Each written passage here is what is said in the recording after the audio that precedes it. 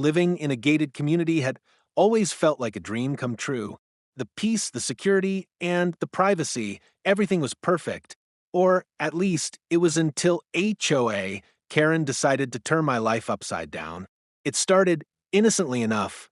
Karen, a neighbor notorious for her overbearing attitude and obsession with enforcing HOA rules, had been eyeing my property for a while.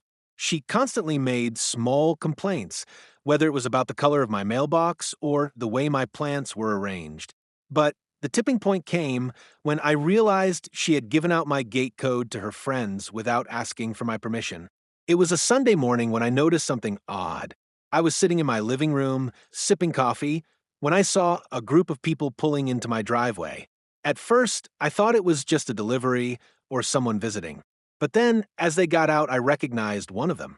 It was Karen's friend, someone I had never even met before, walking up to my gate.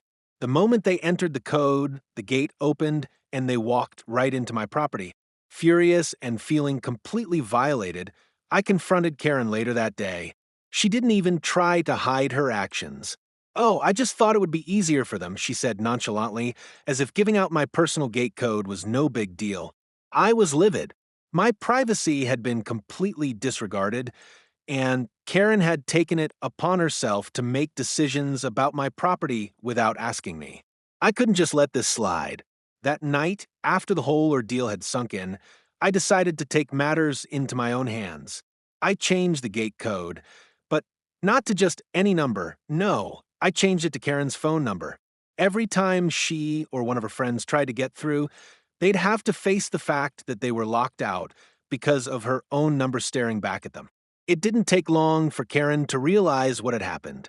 She was furious when she came knocking, demanding an explanation. I didn't even hesitate. "You gave out my gate code without permission," I told her. "Now, you'll have to deal with the consequences." From that day on, she never mentioned anything about my property again, and I had the peace and privacy I had once enjoyed, only this time, it felt a little sweeter knowing I had taken control